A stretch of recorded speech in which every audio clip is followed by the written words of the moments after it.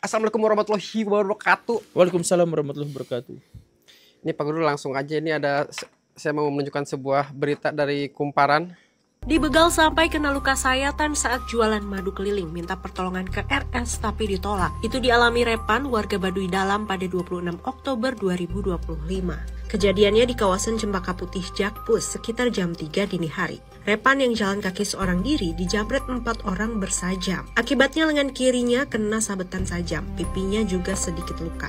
Uang 3 juta rupiah milik Repan, HP pinjaman, dan 10 botol madu dagangannya dirampas. Repan ngaku langsung ke RS terdekat buat minta pertolongan, tapi ditolak karena tak punya KTP. Lalu dia jalan kaki selama 5 jam ke daerah Tanjung Duren buat cari kenalannya. Setelah ketemu, Repan langsung dibantu untuk dapat pertolongan segera. Lengannya yang luka harus mendapat 10 jahitan. Jubir Kemenkes Aji Muhawarman merespons kejadian itu. Dia menegaskan kalau memang kondisi korban darurat, RS mesti tangani dulu. Iya, betul itu. Saya juga tahu aturan itu teh. Jadi rumah sakit tuh harus mengedepankan kemanusiaan. Jadi kalau hanya gara-gara masalah administrasi, gara-gara nggak ada KTP tidak ditangani, ya semoga kabar bagian itu tuh salah gitu ya, semoga gitu ya. Karena semoga tidak semua rumah sakit.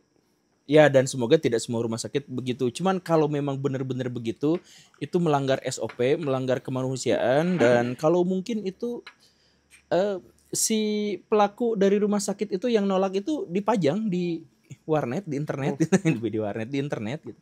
Biar tahu rasanya dihujat sama netizen kayak gimana. Karena itu itu please lah, kemanusiaan itu sampai jahitan 10 jahitan. Betul.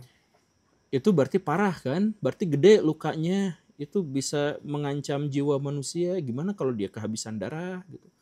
Dan ini kejadiannya pembegalan. Tapi saya ragu kalau dia orang Baduy Dalam. Karena apa?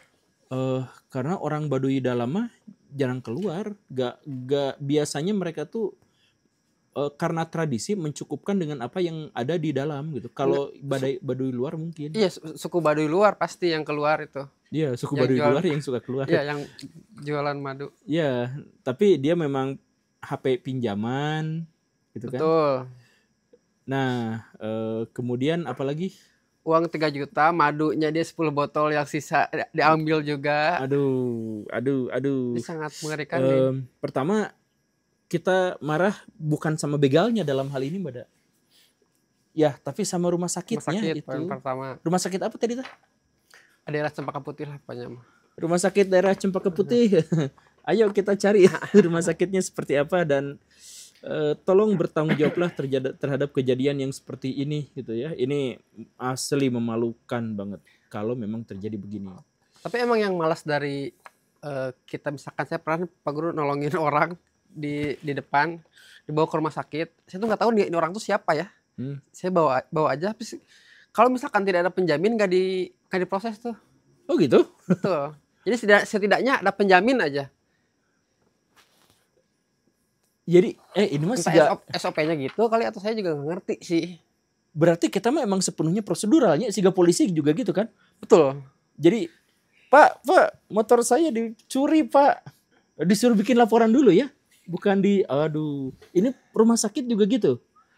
Waduh, kalau rumah sakit benar-benar kejadian kayak gitu sih, itu asli harus dirombak, harus dievaluasi. Jadi beraya rumah sakit itu kan adalah sebuah fasilitas untuk terkait dengan hal-hal yang berhubungan dengan kemanusiaan, kesehatan, sumber daya manusia yang baik dan sebagainya gitu. Jadi kalau ini terlanggar hanya gara-gara masalah-masalah prosedural, ini tuing-tuingan sih.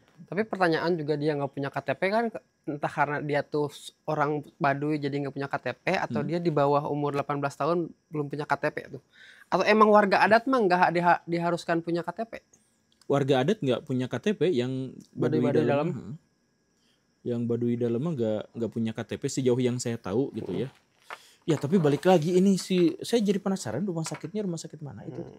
Yuk kita searching. Nah, kayaknya nanti bakal ketahuan. Dan ini ada satu lagi Pak Guru ngomongin soal suku adat.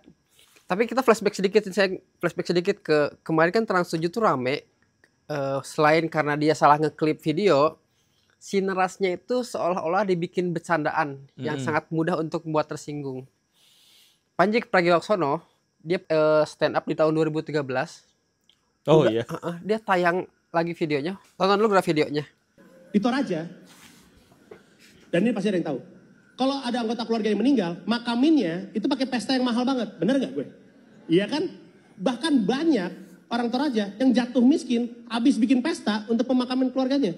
Dan banyak yang nggak punya duit untuk makamin, akhirnya jenazahnya dibiarin aja gitu. Ini praktek yang umum. Misalkan ada anggota keluarganya meninggal, nggak punya duit nih. Jenazahnya ini fakta semuanya. Ya betul. Di ruang tamu gitu. Ya, dan untuk orang keluarganya sih ya biasa-biasa aja yang anggota keluarga meninggal. Tapi kalau ada yang bertamu kan bingung ya. Oh, nonton apapun di TV berasa horor gitu. Nah, pada bagian itunya yang Betul, kan stand up namanya itu ada hiperbola di situ gitu. apa hiperbolanya? Iya, yang kalau misalkan jadi terusan dari video itu adalah ada misalkan nonton sinetron. Karena di situ ada jadi kayak ini keluarganya mah lumrah. Tapi ada yang bertamu kayak. Nah, itu juga kan itu pandangan subjektif. Jadi kalau si tamunya begitu, ya berhak diklaim juga kan. Jadi sebenarnya gak terlalu jadi masalah. Kalau Kang Panjinya sudah minta maaf ya sudah saya harap minta maaf dianya. Oh sudah minta maaf, tapi masyarakat Torajanya karena ini ngomongin soal adat, minta dihukum secara adat. Jadi Panji Pragiwaksono diminta untuk membayar 50 kerbau. Alah, ke suku Toraja. Dan kerbaunya Toraja teh mahal-mahal. Ber-MM ya. Anggaplah satu kebunnya teh 1 M. Ya semoga. Tapi saya berharap kepada masyarakat adat Toraja. Saya yakin juga tidak semua masyarakat adat Toraja yang bereaksi dengan cara seperti ini. Dan itu Kang Panjinya juga masih berambut ya. Ya itu 2013. 12 tahun yang lalu videonya. Oh iya. Ya jadi saya sih berharap masyarakat Toraja memaafkan kalaupun ini dianggap sebagai sebuah penghinaan. Saya belum tahu pada titik mana dianggap penghinaan. Kan kalau misalkan pesantren kemarin mah titik penghinaannya itu terletak pada salah capture. Betul. Salah capture gitu ya. Bahwa kalau seandainya pesantren yang dimaksud itu adalah pesantren Gus Miftah mungkin tidak akan marah gitu kan narasi yang berkembangnya itu kayak gitu. Nah kalau ini saya belum tahu titik kemarahannya itu ada di mana. Kalau bahwa di sana adat pemakamannya itu mahal, itu sudah diliput banyak media. Kalau ada yang jatuh miskin gara-gara itu juga adalah klaim yang didasarkan pada informan-informannya Kang Panji. Dan itu juga saya pikir adalah hal yang kita ketahui bersama gitu.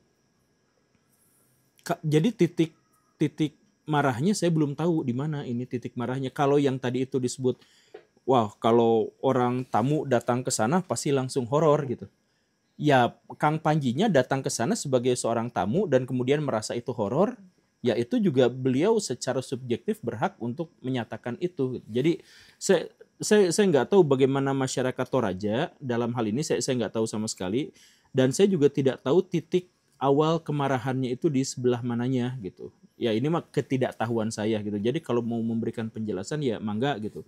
Atau dirimu tahu masyarakat Toraja marahnya di titik yang bagian mana? Di titik itu kayak seolah-olah menjelekan si adat yang menjelekan adat intinya gitu.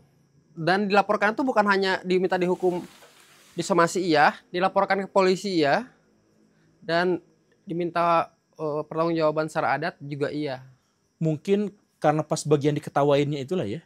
Iya tentu pasti bagian diketawainnya kayak itu Coki Muslim kan dia mencampurkan babi dan daging babi dan kurma.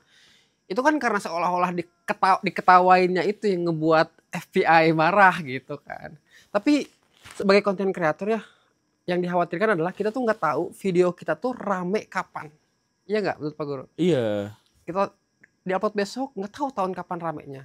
Seperti di Instagram Guru Gembul kalau teman-teman memperhatikan bahwa ada video yang tiba-tiba nembus 1 juta views ada.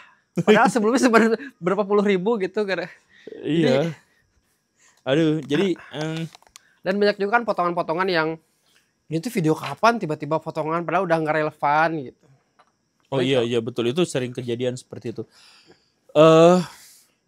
Ya ini juga adalah sarana kita untuk belajar kembali, mikir kembali, kita tuh bagian mana yang, karena nggak semua, saya pada bagian itu memang benar tidak tahu itu bagian mana yang cukup membuat marahnya gitu.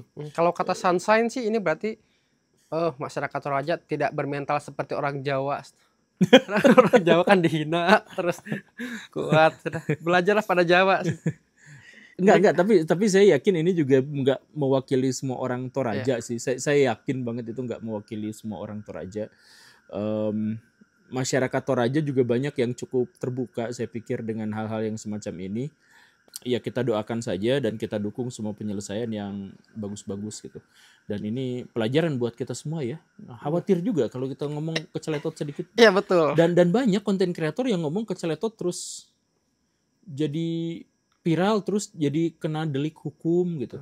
Dan ada yang makan babi bismillah gitu. Dia emang gak kepikiran apa-apa kan. Langsung 2 tahun dong. Dan itu ngeri juga ya. Iya. Dan itu masalahnya yang bikin sebel kayaknya. Itu video orang yang ngupload, yang motong gitu, yang Clipper tuh kadang bagus untuk engagement, untuk nge-share, tapi kadang juga potongannya tuh potongan ambigu kayak. Iya itu. Aduh, saya jadi korban potongan tuh banyak. Saya sejetet. Aduh. Jadi untuk Clipper bijaklah. Itulah mungkin Pak Guru untuk hari ini, sampai jumpa besok.